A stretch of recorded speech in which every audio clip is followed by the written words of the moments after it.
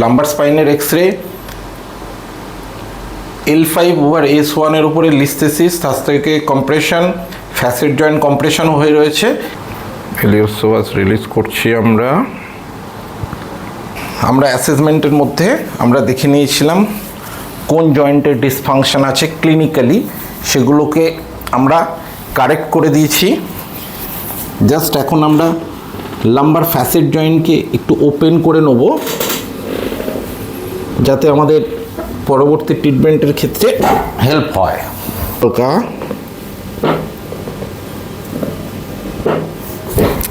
Good. আমরা একটু city junction মোবিলাইজেশনে যাচ্ছি। This is barrier on thrust. আমরা দেখে নিচ্ছি ফুট কারেকশন ভেরি ইম্পর্টেন্ট।